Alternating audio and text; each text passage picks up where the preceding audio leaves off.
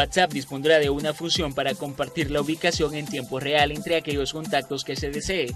Esta nueva característica será protegida por un cifrado de extremo a extremo y permite al usuario elegir con quién y durante cuánto tiempo se quiere compartir. Además, es posible dejar de compartir la ubicación en cualquier momento. Esta nueva función se incluye dentro de la opción ubicación del menú adjuntar de los chats individuales o de grupo. Hasta el momento el usuario solo podía enviar una ubicación estática, pero la nueva característica de WhatsApp aparecerá con una opción de ubicación en tiempo real. Pulsando este botón habrá que seleccionar el tiempo que se desee compartir y seleccionar enviar. Cada contacto seleccionado podrá ver la ubicación en un tiempo real enviada en un mapa.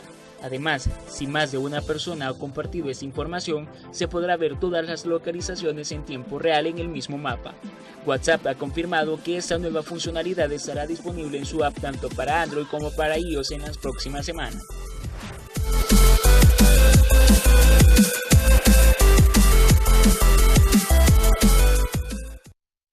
Gracias por estar en sintonía de Central de Noticias al Amanecer, momento de nuestro segmento de la entrevista. Hoy vamos a estar hablando acerca de la finalización del calendario escolar, además de eso el tema de la paz y por supuesto el balance general que se va a tener con respecto a este año 2017 en cuanto a diferentes temas de carácter educativo. Ya se encuentra con nosotros nuestro invitado del día y estamos con Javier Hernández, él es presidente de la Asociación de Colegios Privados. Buenos días. Buenos días, un placer estar nuevamente acá en Canal 11. Gracias a todos los que nos pueden ahorita observar y escuchar. También pues un saludo especial a toda nuestra comunidad educativa, que ya estamos por finalizar nuestro año escolar 2017. Así es, y es que precisamente las autoridades del Ministerio de Educación dan a conocer como el 19 de noviembre prácticamente la fecha de finalización del calendario electoral. Eso sí, hay que destacar que cae fin de semana y por consiguiente los estudiantes tendrían como último día al parecer el 17 de noviembre. Sin embargo, este periodo se podría hablar de un periodo de recuperación. Sí, nuestro calendario escolar tiene ya estipulado un tiempo en el que hay que destinarlo para poder finalizar las actividades netamente escolares y posteriormente en nuestros normativos de evaluación ordenan que hay que destinar al final del año un periodo de recuperación para los estudiantes que no lograron las competencias mínimas para poder optar a un grado inmediato superior. Entonces todo eso prácticamente finaliza entre la segunda y tercera semana de noviembre para poder decir que el año escolar 2017 ha finalizado. Sin embargo, el calendario para el sector docente no finalizaría este día. No, el sector docente prácticamente tiene después de las actividades escolares un periodo de como el empalme entre el año 2017 y el año 2018, entre preparar lo que es la bienvenida del 2018 y el feliz término del 2017, con actividades de clausura, con actividades de graduación y con actividades de inauguración del año 2018. Es importante que hablemos también, bueno, ya hablamos acerca de la finalización de ese año 2017, pero también es importante hablar del tema de la PAES. Acabamos de realizarla, cómo se prepararon los centros escolares, los colegios privados en este caso, y qué es lo que se espera, porque sabemos que la media del año anterior rondaba el 5.25, algo que espera superar las autoridades de educación de nuestro país. Sí, nuestros colegios han estado siempre preparándose para esta prueba PAES y para otras pruebas más, porque nosotros rendimos también pruebas internacionales, las que tienen que ver con las universidades, por ejemplo, con las que tenemos convenios o acuerdos de cooperación y, bueno, nos preparamos para ello. Tenemos que decir que la PAES nuevamente pues ha sido una edición en la cual pues ha tenido algunas digamos, anormalidades que deberían de superarse ya con estas ediciones. Bueno, este año, si ustedes vieron en las coberturas que hicieron, en el primer día hubo problemas de distribución de la prueba. Entonces, las pruebas que correspondían al segundo día fueron enviadas el primer día. Y eso complicó de alguna manera el proceso y lo llevó a que no estuviese como se había planificado. El segundo día detectamos complicaciones más difíciles.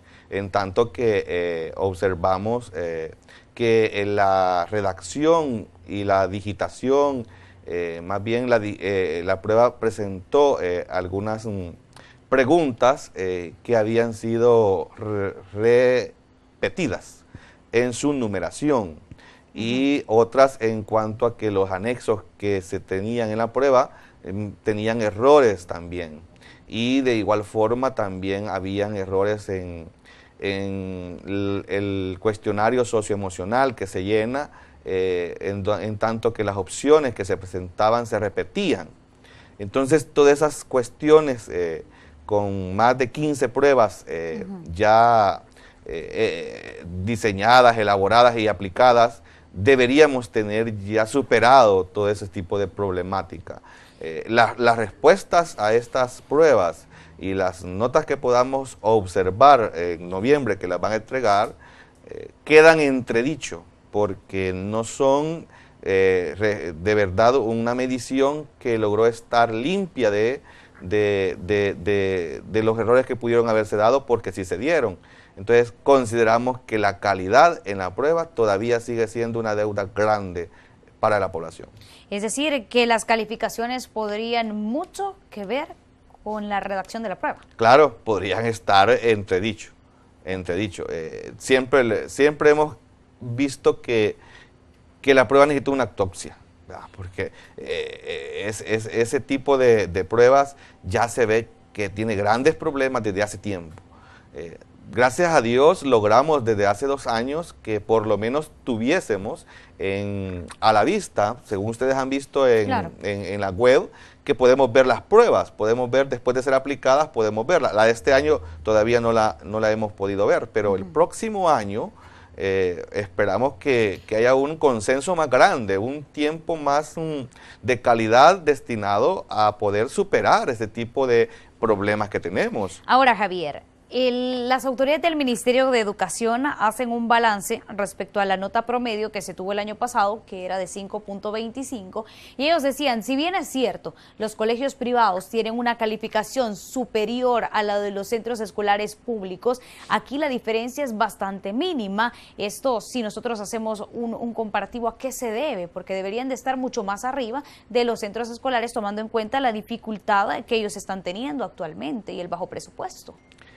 Los que tenemos el presupuesto congelado en educación desde el 2007 son los colegios privados. Y eso se ha visto claramente en cuanto a que cada día cierran más colegios privados en el país, cada día se amplían menos los servicios y el tema de si la prueba en los colegios privados es con mayor porcentaje y con los públicos es con menos porcentaje, eso tiene mucho de qué hablarse, porque el tema de las calificaciones que se otorgan y todo esto tiene que ver con que el mismo Ministerio de Educación es juez y es parte de la prueba. Eso significa de que todavía nosotros no logramos confiar en los resultados que se obtienen, aunque nos den a nosotros como colegios privados mejores notas. No logramos confiar en eso.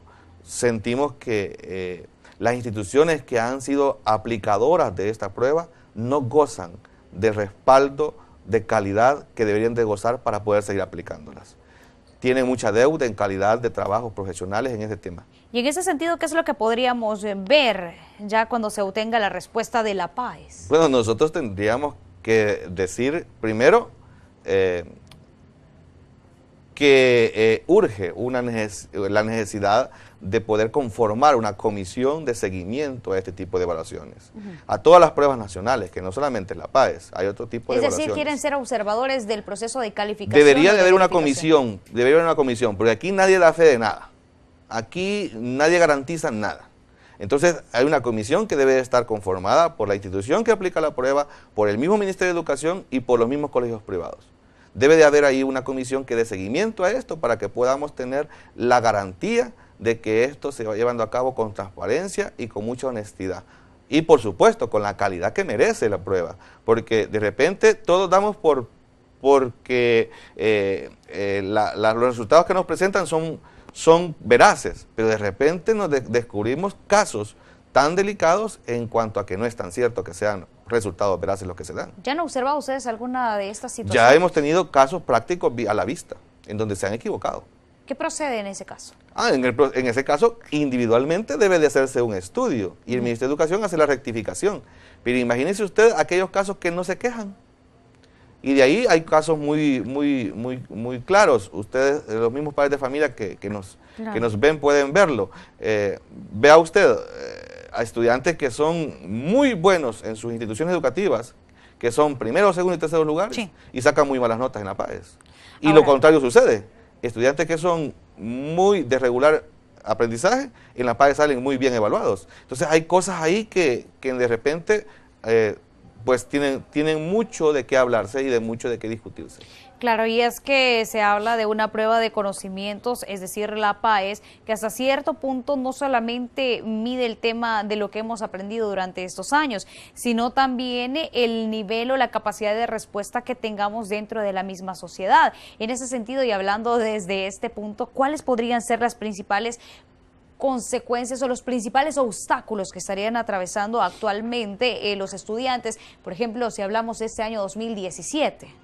Bueno, el tema siempre ha estado en la mesa de discusión con el Ministerio de Educación, con la empresa privada y con las universidades, que son las instituciones a donde los que egresan de educación media pues buscan una respuesta. Claro. En primer lugar, el acceso a la educación pública superior, que siempre es limitado. Hay cupo para 5.000 estudiantes, por decir algo, en las universidades públicas y llegan 20.000, 30.000 solicitudes. Entonces, ese es un tema. Entonces, también el sistema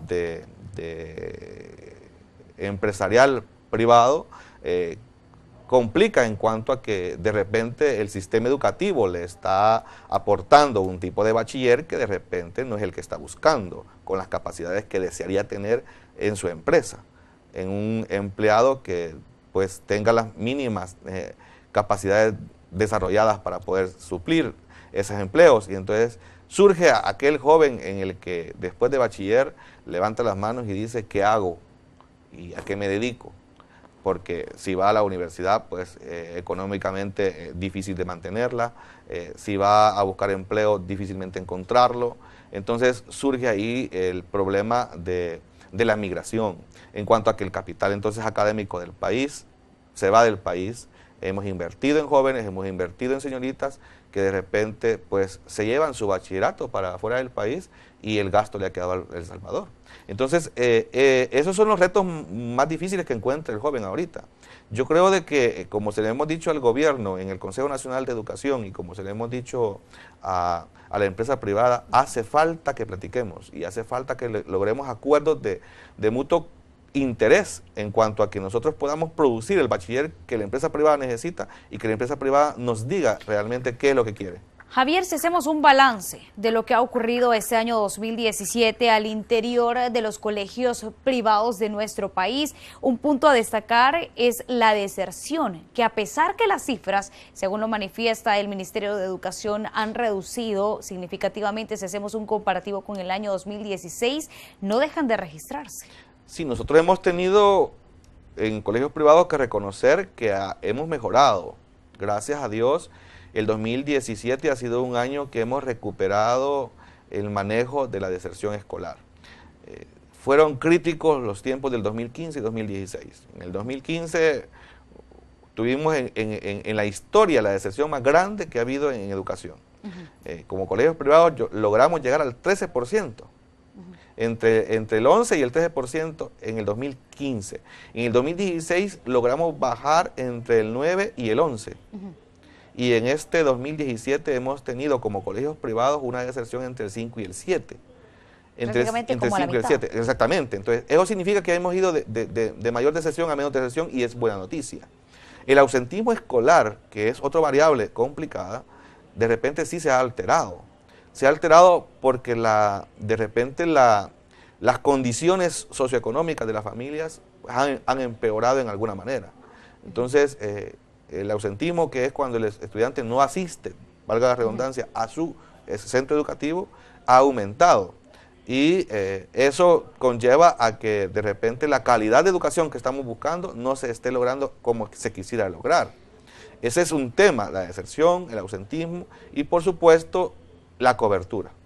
Ahora, si hablamos del tema de la deserción, porque hablamos de los factores en cuanto al ausentismo, decíamos que es con respecto al tema económico. La deserción, ¿a qué factores lo atribuyen ustedes?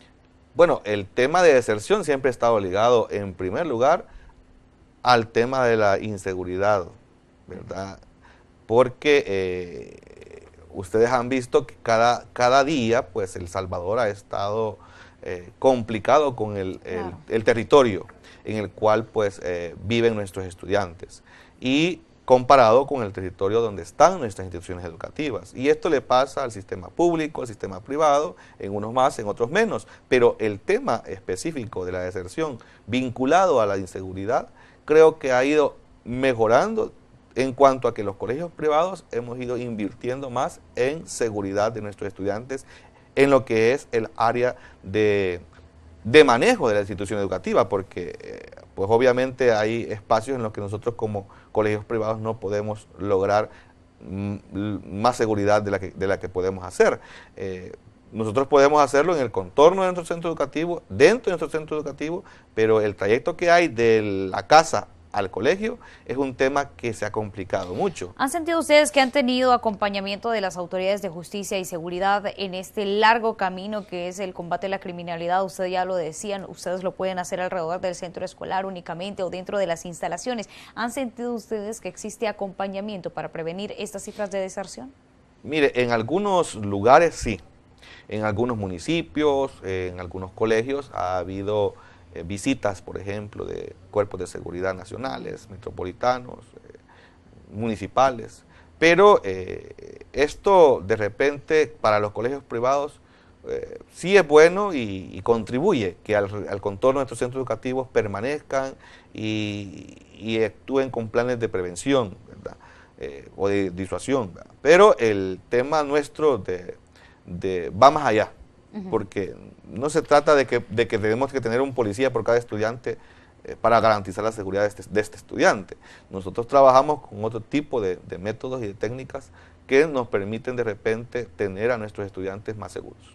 Ahora, ya hemos hablado acerca del ausentismo, hemos hablado acerca de la deserción escolar, que son algunos de los factores que también influyen en cuanto a las calificaciones que puedan tener al final de un año lectivo los estudiantes. Vamos a continuar hablando de esto al regresar de la pausa.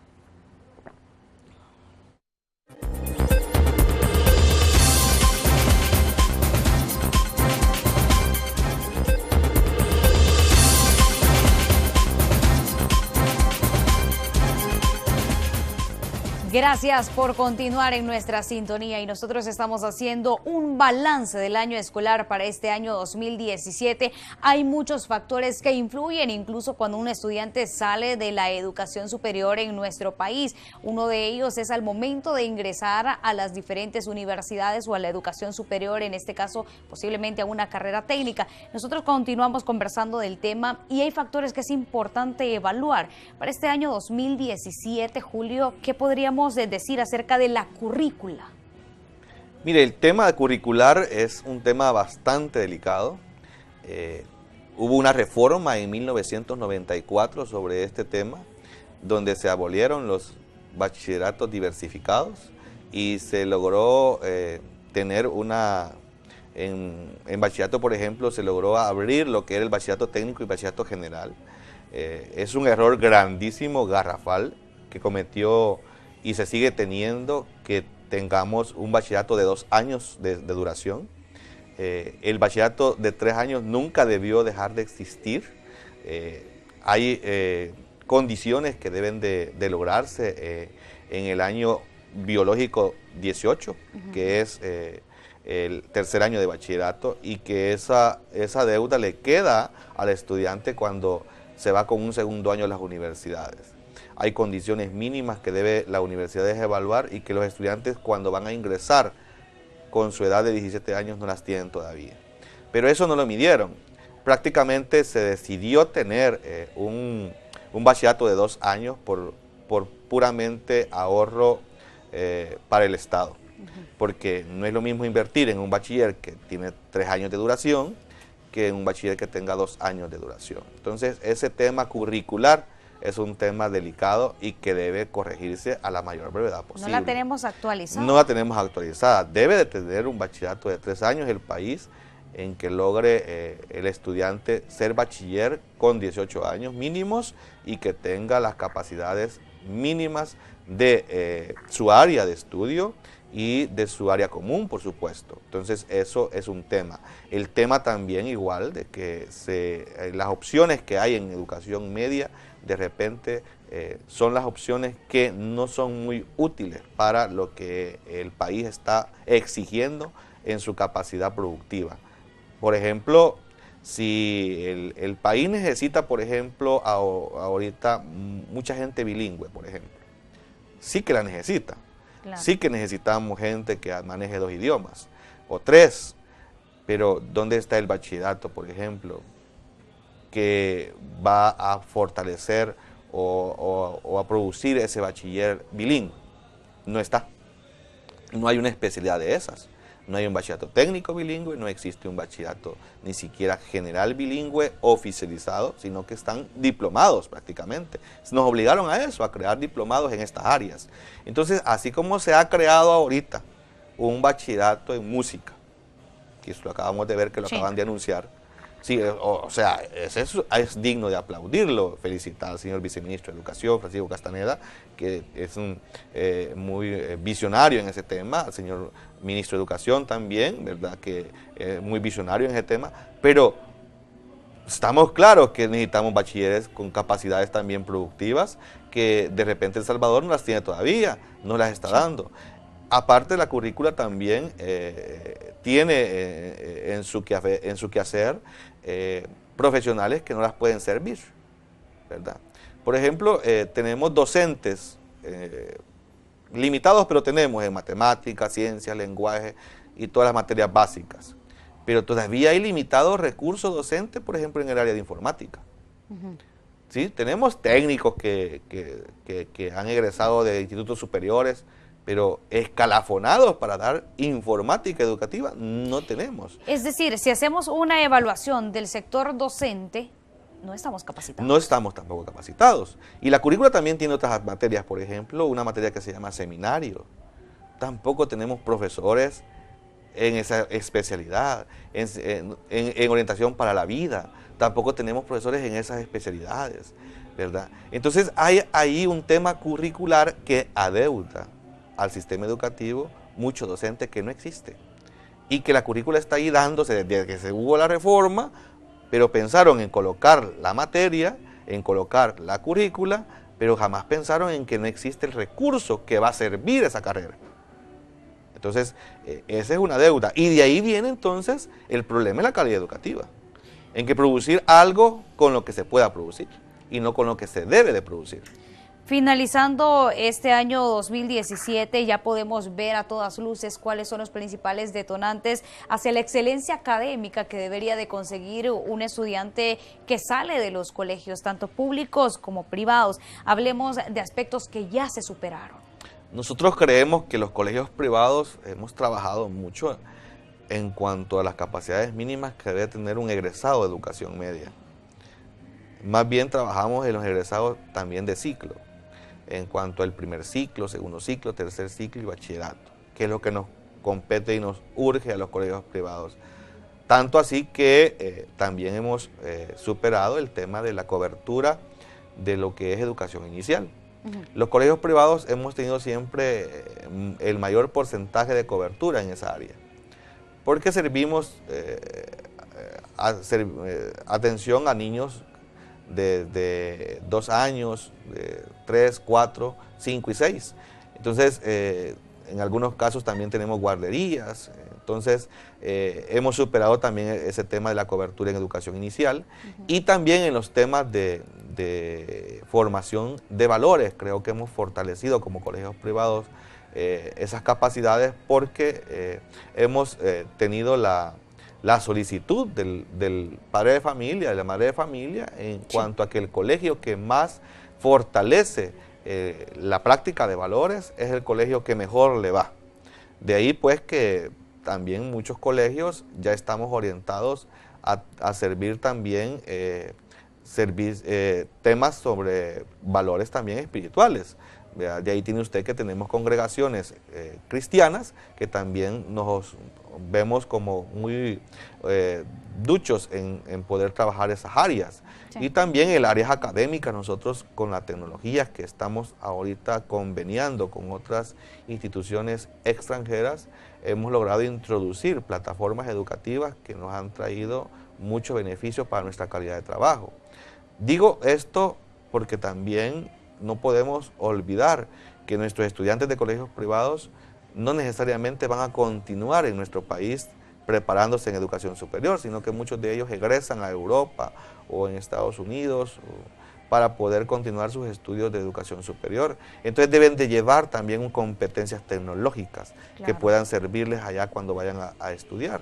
Y de igual forma también algunos tienen ofertas de trabajo y de estudio al mismo tiempo en otros países. Entonces deben llevar también a competencias tecnológicas en cuanto no solo a las plataformas, sino también al idioma.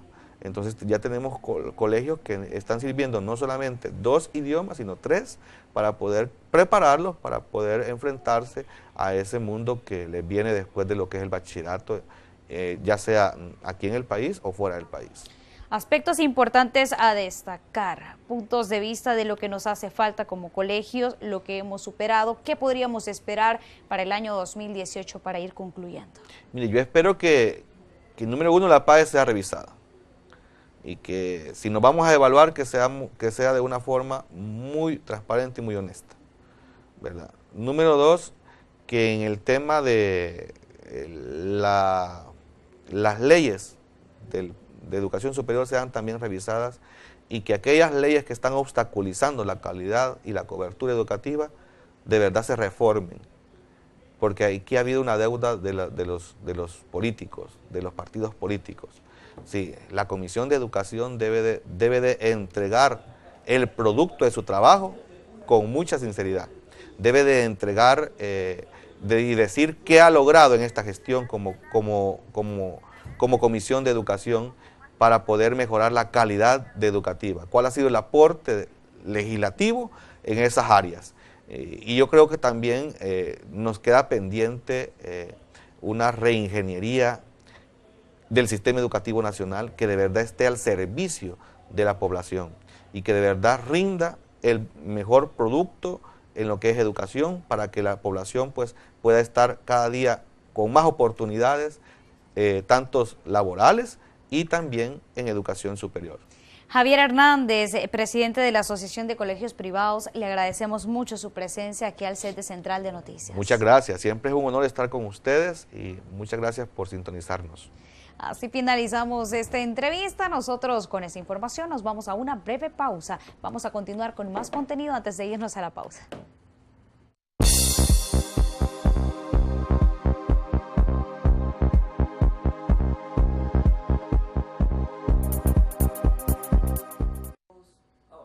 Muchísimas gracias.